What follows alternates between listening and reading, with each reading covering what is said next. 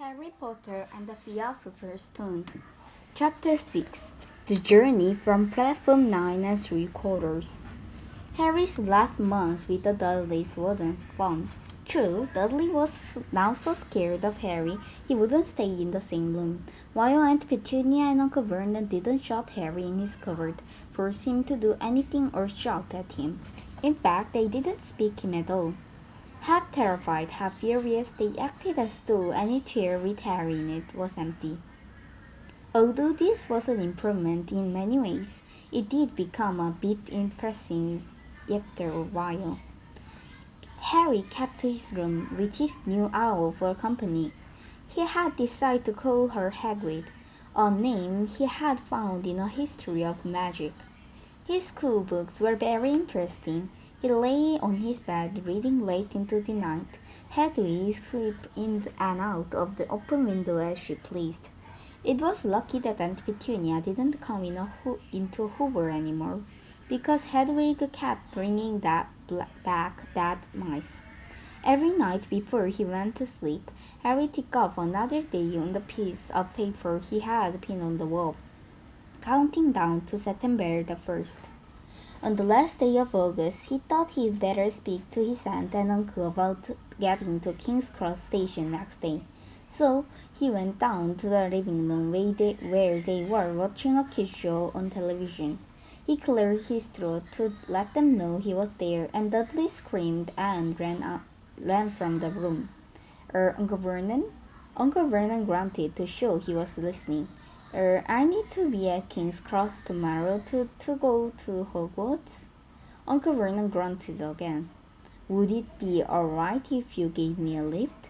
Grunt. Harry supposed that meant yes. Thank you. He was about to go back upstairs when Uncle Vernon actually spoke. Funny way to get to a wizard school. The train. Magic carpets all got punctured, have they? Harry didn't say anything. Where is this school anyway? I don't know, said Harry, realizing this for the first time. He pulled the ticket Hagrid had given him out from his pocket. I just take the train from platform 9 and 3/4 at 11 o'clock, he read. His aunt and uncle stared. Platform what? 9 and 3/4. Don't talk rubbish, said Uncle Vernon. There is no platform 9 and 3/4. It's on my ticket. Barking, said Uncle Vernon, howling mad. The lot of them. You will see. You just wait, all right? We will take you to King's Cross. We're going to the London tomorrow anyway. Or I wouldn't bother. Why are you going to London? Harry asked, trying to keep things friendly. Taking Dudley to the hospital, growled Uncle Vernon. Got to have that lovely tail removed before he goes to smell things. Harry woke at 5 o'clock the next morning and was too excited and nervous to go back to sleep. He got up and pulled on his jeans because he didn't want to walk into the station in his wizard's robe. He changed on the train. He checked his Hogwarts list yet again to make sure he had everything he needed. Saw that Hedwig was shut safely in her cages, and then later Harry's huge heavy trunk had been loaded into the Dudley's car. Aunt Petunia had talked Dudley into sitting next to Harry, and they had set up. They reached King's Cross at 10:30. Uncle Vernon dumped Harry's trunk on the trolley and wheeled it into the station for him.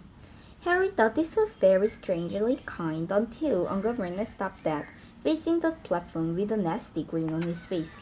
Well, there you go, boy. Platform 9, platform 10. Your platform should be somewhere in the middle, but they don't seem to have built it yet, do they? He was quite right, of course. There was a big plastic number 9 over one platform and a big plastic number 10 over the other next to it. And in the middle, nothing at all. Have a good turn, said Uncle Vernon, and with an even nastier smile. He left without another word. Harry turned and saw the Dursleys drive away.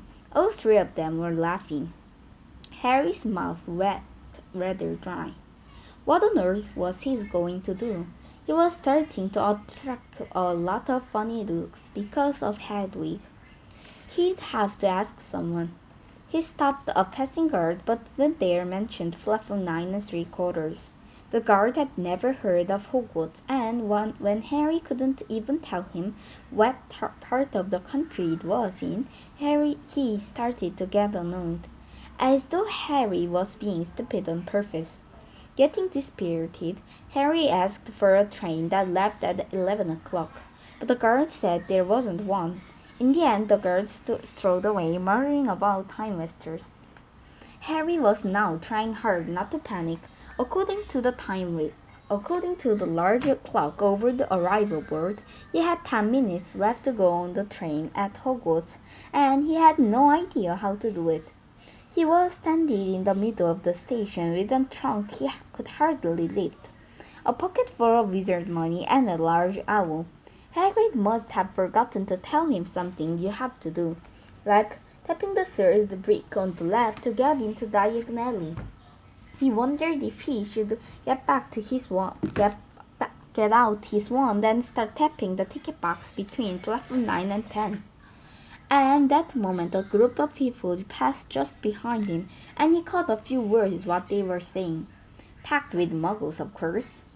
Harry swung round. The speaker was a plump woman who was talking to four boys, all with flaming red hairs.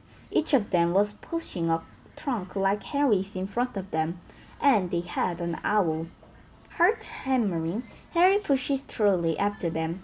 They stopped, and so did he, just near enough to hear what they were saying. "Now, where was the platform number?" said the boy's mother. 9 3/4, peeped a small girl, also red-haired, was holding her hand. "Mom, can't I go?" "You're not old enough, Ginny. Now be quiet. All right, Percy, you go first." What looked like the eldest boy marched towards the platform 9 and 10. Harry watched carefully not to blink in case he missed it. But just as the boy reached the drive between two platforms, a large crowd of tourists came swarming in front of him. By the time the last rucksacks had cleared away, the boy had vanished. "Fred, you next," said the plump woman. "I'm not Fred, I'm George," said the boy. "Honestly, woman, call yourself our mother. Can't you tell I'm George?" "Oh, sorry, George dear." "Only joking, I'm Fred," said the boy, and off he went. His twin called after him to hurry up, and he must have done, because a second later he had gone. But how had he done it? Now the third boy was walking briskly towards the ticket barrier. He was almost there, and then quite suddenly he wasn't anywhere. There was nothing else for it. "Excuse me," Harry said to a plump woman. "Hello, dear," she said. "First time at Hogwarts? Lawrence knew too." She pointed the youngest of her sons. He was tall, thin, and gagging, with freckles, big hands and feet, and also long nose. "Yes," said Harry. The thing is, I don't know how to get on the platform," she said kindly, and Harry nodded. "Not to worry," she said. "All you have to do is walk straight at the barrier between platform 9 and 10. Don't stop, and don't be scared you will crash into it. That's very important. Best to do it a bit of a run if you're nervous. Go on. Go now before long." Okay," said Harry. He pushed his trolley round and stared at the barrier. It looked very solid. He started to walk towards it. People jostled him on their way to the platform 9 and 10. Harry walked more quickly. He was going to smash right into the ticket box, and then he'd be in trouble. Leaning forward on his trolley, he broke into a heavy run. The barrier was coming nearer and nearer. He wouldn't be able to stop. The trolley was out of control. He was a foot away. He closed his eyes, ready for a crash. It didn't come. He kept on running. He opened his eyes. A scarlet steam engine was waiting next to a platform packed with people. A sign overhead said Hogwarts Impress, 11 o'clock. Harry looked behind him and saw a wrought iron archway where the ticket box had been, with the word platform 9 3/4 on it. He had done it. Smoke from the engine drifted over his head of the chatting crowds, while cats of every color would here and there between their legs. Owls hooted to each other in a disgruntled sort of way over the bubble and the scarlet of heavy trunks. The first few carriages were already packed with students, some hanging out of the window to talk to their families, some fighting over seats. Harry pushed his trolley off the platform and in search of an empty seat. He passed a round-faced boy who was saying, "Gran, I've lost my toad again." "Oh, Neville," he heard an old woman sigh. A boy with a dark look was surrounded by a small crowd. "Give us a look, Lee. Go on." The boy lifted the lid of the box in his arm, and the people around him shrieked and yelled as something inside poked out a large hairy leg. Harry pressed on through the crowd until he found an empty compartment near the end of the train. He put Hagrid inside first and then started to shove have his trunk towards the train door. He tried to lift it up to a step, but he could hardly raise one end, and twice he dropped it painfully on his foot. On the hand, it was one of the red-haired twins. He followed through the ticket box. "Yes, please," Harry panted. "Oh, Fred, come on and help." With the twins' help, Harry's trunk was at last tucked away in the corner of the compartment. "Thanks," said Harry, pushing his sweaty hair out of his eyes. "What's that?" said one of the twins suddenly, pointing at Harry's lightning scarf. "Blimey," said one of the other twins. "Are you?" "He is," said the first twin. "Aren't you?" he added to Harry. "What?" said Harry. "Harry Potter." The twins. "Oh, him," said Harry. "I mean, yes, I am." The two boys gaped at him, and Harry felt himself going red. Then, to his relief, a voice came flowing in through the train's open door. "Fred? George, are you there?" "Coming, Mom." With the last look at Harry, the twins hopped out of the train. Harry sat down next to the window where, half hidden, he could watch a red-haired family on the platform and hear what they were saying. Their mother had just taken out her handkerchief. "Ron, you've got something on your nose." The youngest boy tried to jerk out of the way, but she grabbed him and began rubbing end of his nose. "Mom, get up!" he wiggled free. Has Lincoln got something on his nose?" said one of the twins. "Shut up," said Ron. "Where's Percy?" said their mother. "He's coming now." The eldest boy came striding into sight. He had already changed into his flowing black Hogwarts robe, and Harry noticed a shiny red and gold badge on his chest with a P on it. "Can't stay long, Mother," he said. "I'm up front. The prefects have got 2 compartments to themselves." "Oh, are you a prefect, Percy?" said one of the twins, with an air of great surprise. "You should have said something. We had no idea." "Hang on. I think I remember him saying something about it said the other twin. "Once or twice. A minute. Oh, summer." "Oh, shut up," said Percy the prefect. "How come Percy got a new robes anyway?" said one of the twins. "Because he's a prefect," said their mother fondly. "All right, dear. Well, have a good term." "All right, dear. Well, have a good term. Send me an owl when you got there." She kissed Percy on the cheek, and he laughed. Then she tugged on to her twins. "Now, you two, this year, you behave yourselves. If I got more owl telling me you've blown up a toilet or blown up a toilet. We've never blown up a toilet. Great idea, though. Thanks, Mom. It's not funny," and looked after Lon. "Don't worry. Inky Lonykins is safe with us." "Shut up," said Lon again. He was almost as tall as the twins already, and his nose was still pink where his mother had rubbed it. "Hey, Mom, guess what? Guess who we just met on the train?" Harry leaned back quickly so they couldn't see him looking. "You know the black-haired boy who was near us in the station. Know who it is?" "Who?" "Harry Potter." Harry heard the little girl's voice. Oh, Mom, can I go on the train to see him, Mom? Oh, please. You already have seen him, Ginny. And the poor boy isn't something you goggled on in at the zoo. Is he really, Fred? How do you know? Asked him. Saw his scar. It's really there, like lightning. Poor dear, no wonder he was alone. I wondered. He was ever so polite, and he asked me how to get on the platform. Never mind that. Do you think he remembered that you know who looked like? There's mother suddenly become very stern. I forbid you to ask him, Fred. No, don't you dare. As though he need to remember reminding of that on his first day at school. All right, keep your hair on. A whistle sounded.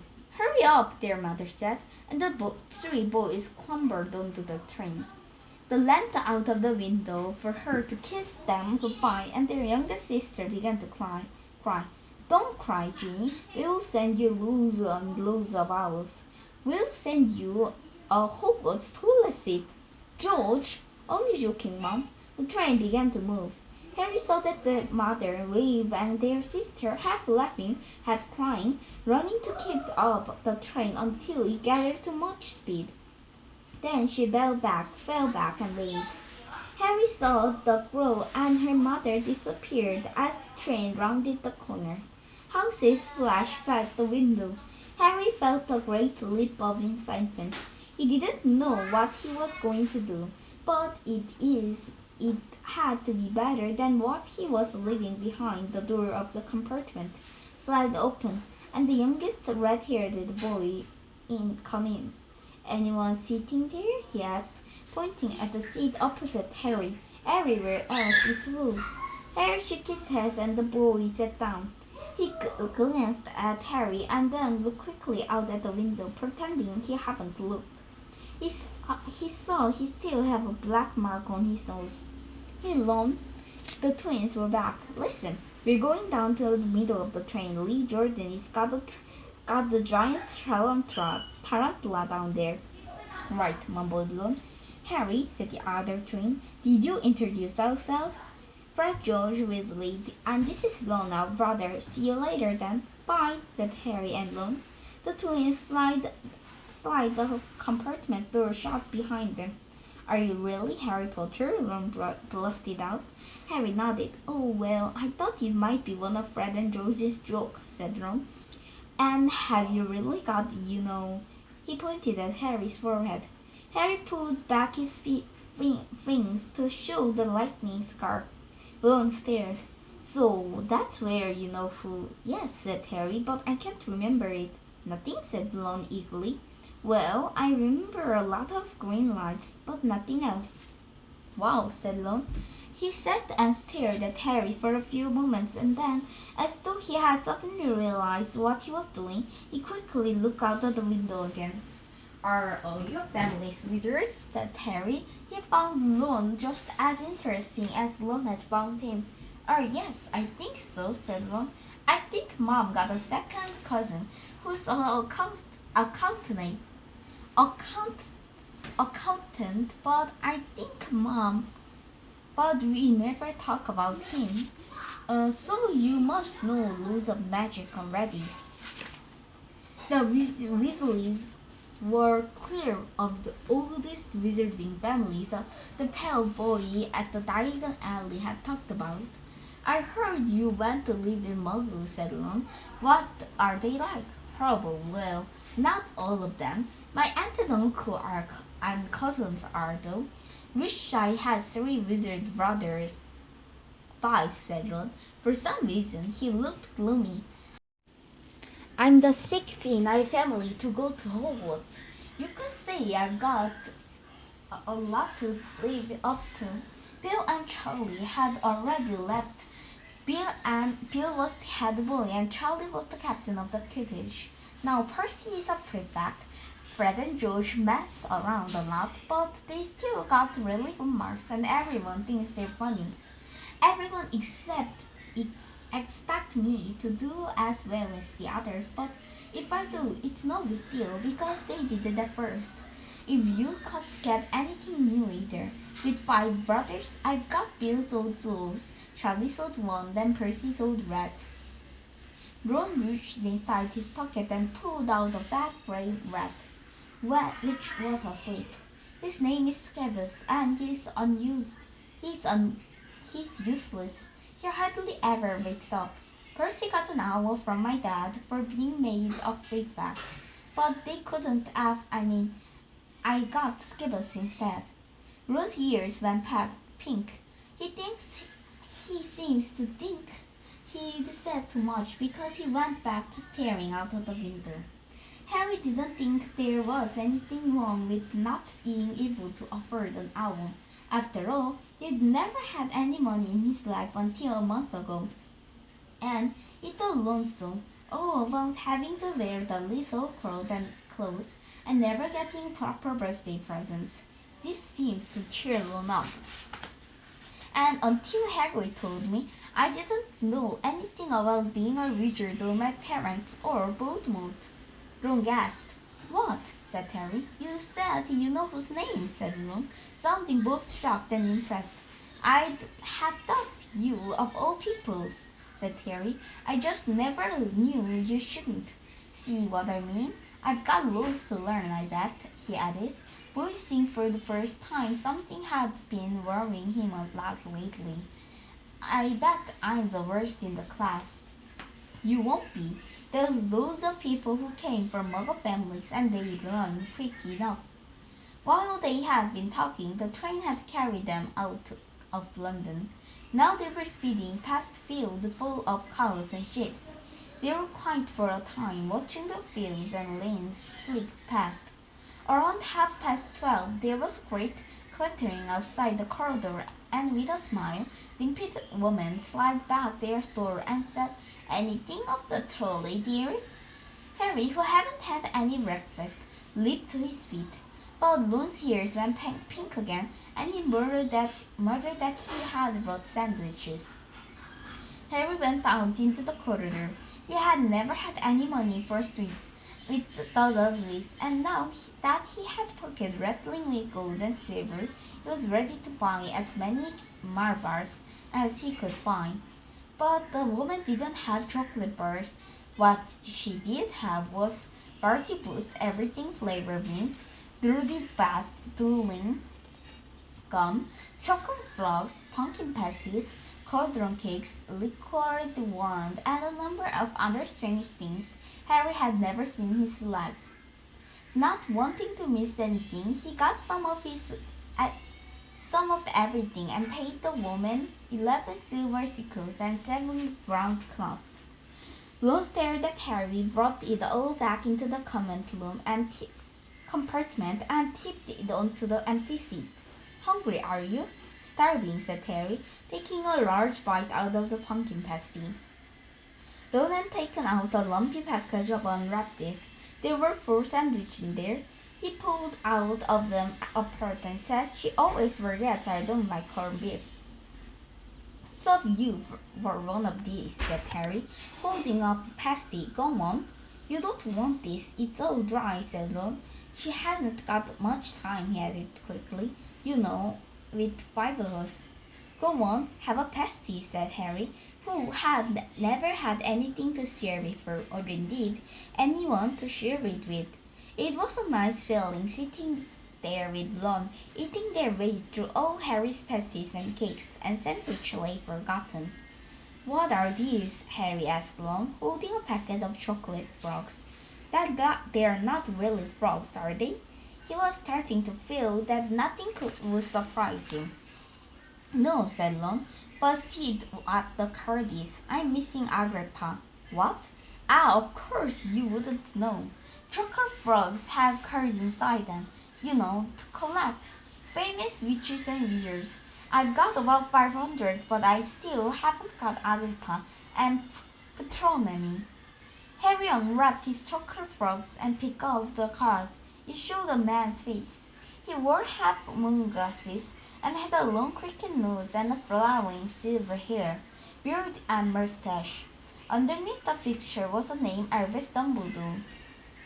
"So, this is Dumbledore," said Harry. "Don't tell me you never heard of Dumbledore," said Ron. "Can I have a frog? I might get Agrippa, thanks." Harry turned over his card and read, "Albus Dumbledore, currently headmaster of Hogwarts, considered by many greatest wizards of modern time. Professor Dumbledore is particularly famous for his defeat of Dark Wizards Greenwood in 1945, for the discovery of the 12 use of dragon blood, and his work at archery with his partner, Nicorda Flamel. Professor Dumbledore enjoys charm music and tempting bowing." Harry turned of the card back over and saw the astonishment that Dumbledore's face had disappeared. "It's gone."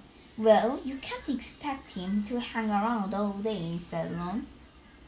"He will be back. No, I've got Morgana again, and I've got about 6 of her. Do you want it? You can start collecting." Ron's eyes stayed to a pile of chocolate frogs waiting to be unwrapped. "Help yourself," said Harry. "But the Muggle world, people just stay in the picture." "Do they? What, they don't move at all?" Ron sounded amazed. "Weird."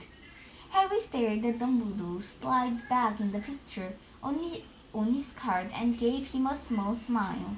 Ron was more interested in eating the frogs than looking at the famous witches and wizards card, but Harry couldn't keep his eyes off them.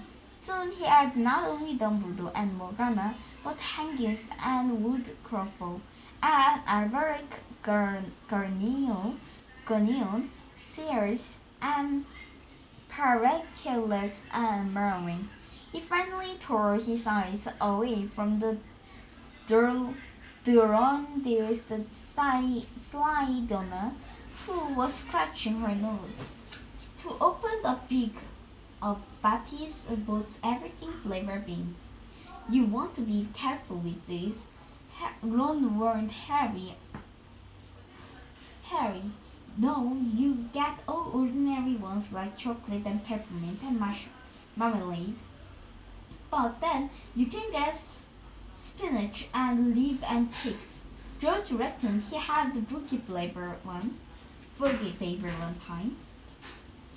Ron picked up a green bean, looked it carefully, and bit into a corner. "Bletch, see, Sprouch."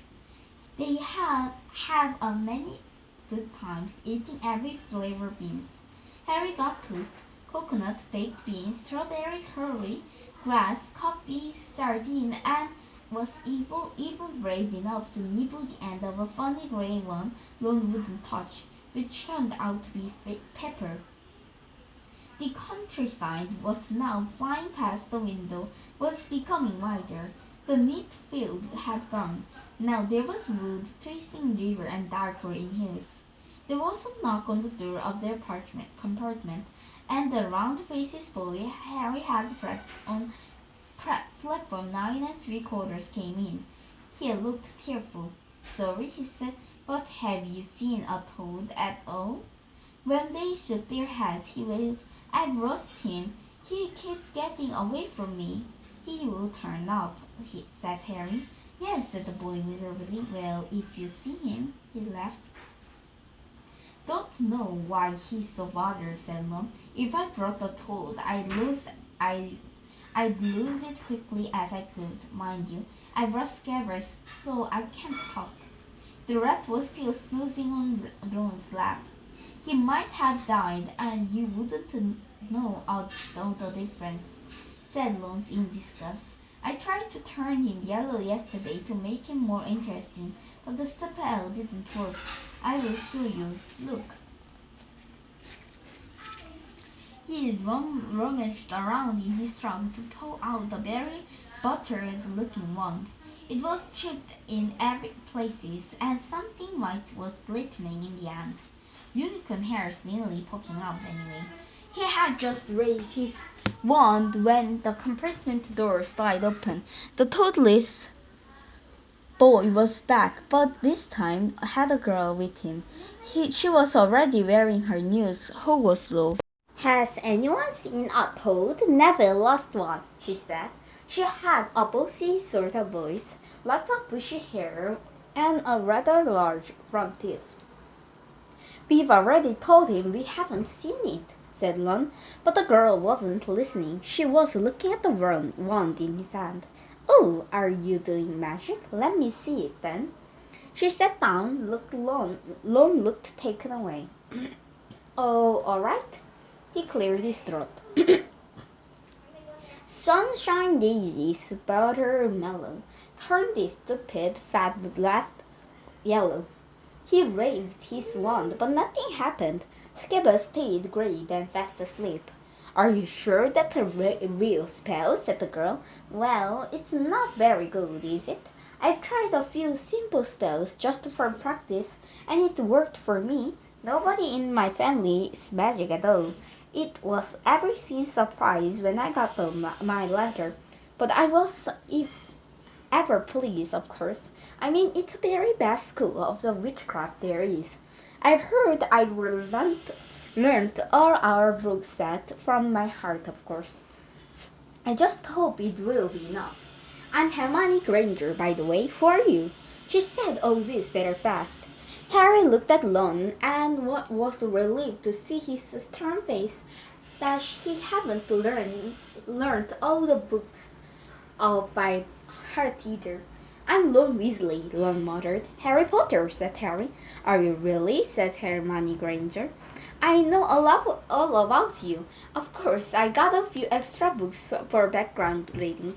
And you are in modern magic history and the rise and fall of the dark art and great wizarding events of traditional century. Am I? Said Harry, feeling dazed. Goodness, you didn't know. I have found everything about I could if it was me, said Hermione. Do either of you know what house you will be in? I've been asking around and I hope I'm in Gryffindor. It sounds by far the best. I heard Dumbledore himself was one, but I suppose Ravenclaw wouldn't be bad anyway. We better go and look for Neville Toad. You two had better change, you know. I expect we will be there soon. And she left, taking the toadless boy with her. What house I am in, I hope she's not in it, said Ron. He threw his wand back into his trunk. Stupid spell, George gave it to me. Bet he knew it was Todd. What house are your brothers in, said Harry. Gryffindor, said Lon. Groom seemed to set on his hymn again. Mom and Dad were in it too. I don't know what they will say if I'm not. I don't suppose Ravenclaw would be bad, but imagine if they put me in Slytherin. That house is full. I mean, you know who was in it? Yeah, said Lon. He flopped back into his seat, looking despaired. I think the end of Skibber's whiskers are a bit lighter, said Harry, trying to take Lon's mind off the houses. So, what do your eldest brother do now they've left anyway? Harry was wondering what a wizard did do if they finished school. Charlie is Lomani, studying dragons and bills in Africa, doing something for Gringotts, said Lon. Did you hear about Gringotts? It's been all over the Daily Prophet. But I don't suppose you've get with the muggles. Someone tried to rob high security boat. Harry stared. Really? What happened to them? Nothing. That's why it's a big news. They haven't been caught. My dad says it must be a powerful dark wizard to get around the Gringotts, but they don't think they took anything. That's what's odd. Of course, everyone gets scared when something like this happens, in case you know who's behind it. Harry turned the news over in his mind. He was starting to get prickles of fear everywhere. Every time you know who was mentioned, I suppose this was all part of entering magical world. but it had been a lot more comfortable saying Voldemort without worrying. What's your Quidditch team? Lon asked. I don't know any. What? Lon looked dumbfounded. Oh, you wait. It's the best game in the world. And he was off explaining all about 4 roles and positions and of the 7 players, describing famous games he'd been to with his brothers and the broomsticks he liked to get if he had money. He was just talking Harry through the final point of the game when the compartment door slid open yet again, but it wasn't Neville, the toddless boy, or Hermione Granger this time. 3 boys entered and Harry recognized the middle one at once. It was the pale boy from Madame Markin's loaf shop. He was looking at Harry with a lot more interest than he'd shown back in Diagon Alley. Is it true? He said. They're saying all down the train that Harry Potter is in this compartment. So, it's you, is it? Yes, said Harry. He was looking at the other boys. Both of them were thickest and looked extra mean. Standing either side of the pale boy looked like bodyguards. Oh, this is Crabbe and this is Goyle, said the pale boy carelessly, noticing where Harry was looking. And my name is Malfoy, Draco Malfoy. Ron gave a slight cough, which might have been hiding a sneer. Draco Malfoy looked at him. Thinks my name's funny, do you? No need to talk about who you are. My father told me all about wizards. Weasleys have red hair, freckles, and more children than they can afford. He turned back to Harry. You will soon find out what wizarding family you are much better than others, Potter. You don't want to go make friends with the wrongsters. I can help you there. He held out a hand to shake Harry's, but he didn't take it. I can tell who the wrongsters are for myself, thanks, he said coolly. Draco Malfoy didn't go red. But a pink tingle appeared in his pale cheeks. I'd be careful if I were you, Potter, he said slowly. Unless you were a bit politer, you will go the same way as your parents. They didn't know what was good for them neither.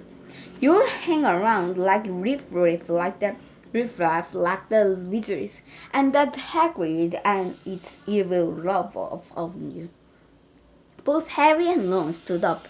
Ron's face was as red as his hair. Say that again, he said. Oh, you're going to fight us, are you? Malfoy sneered. Unless you get out now, said Harry, more braver than he felt because Crabbe and Goyle were a lot bigger than he or Ron. But we don't feel like leaving, do we, boys? We've eaten all our food, and you still seems to have some. Goyle reached towards the chocolate frogs next to Ron. Ron leaped forward, but before he so much touched Goyle let out a horrible scream. Scabbers the rat was hanging off his finger. Sharp little teeth sunk deep into Goyle's knuckles. Crabbe and Malfoy howled, and when Scabbers finally flew out and hit the window, all 3 of them disappeared at once. Perhaps they'd heard footsteps because the second later, Hermione Granger had come in. What has been going on? She said, looking at the sweets all over the floor and Ron picking up Scabbers by the tail. I think he'd been knocked out, Ron said to Harry. He looked closer at Scabbers. No, I don't believe it. He's gone back to sleep. And so he did. You've met Malfoy before? Harry explained about their meeting in Diagon Alley. I've heard of his family, said Ron darkly. They're some sorts of the first to come back to our side after you-know-who disappeared. Said Dad been bewitched. My dad doesn't believe it. He said Malfoy's father didn't need an excuse to go to the dark side. He turned to Hermione. Can you help you with something? You'd better hurry up and put your gloves on. I've just been up at the front to ask the driver, and he says we're nearly there. You haven't been fighting, have you? You will be in trouble before we even got there. Scabbers has been fighting, not us, said Lon, scowling at her. Would you mind leaving us with while we change? All right, I only came in here because people outside are behaving very childishly. Racing up and down the corridor, said Hermione in a stiffy voice. And you've got dirt on your nose. By the way, did you know? Ron glared at her as she left. Harry peered out of the window. It was getting dark. He couldn't see the mountain and the forest under the deep purple sky. The train did seem to be slowing down. He and Ron took off their jackets and put on their long black gloves. Ron wore a bit short for him. You could see his trainer underneath them. A voice echoed through the train. We will be reaching Hogwarts in 5 minutes. Please leave your luggage on the train. It will be taken to the school separately. Harry's stomach lurched with nervous, and Ron, he saw, looked pale under his freckles. They climbed their pockets with the last of the sweets and joined the crowd through the corridor. The train slowed right down and finally stopped. People pushed their way through the door and out of the tiny black platform. Harry shivered in the cold night air. Then a lamp came bobbing on over the head of the students, and Harry heard a familiar voice. First years over here. All right there, Harry. Hagrid's big hairy face beamed over the sea of the heads. Come on, follow me. Any more fear? First years? Mind your step now. First years, follow me. The slipping and stumbling there followed Hagrid down what seemed like a steep, narrow path.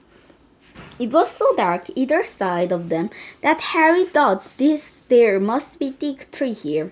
Nobody spoke much.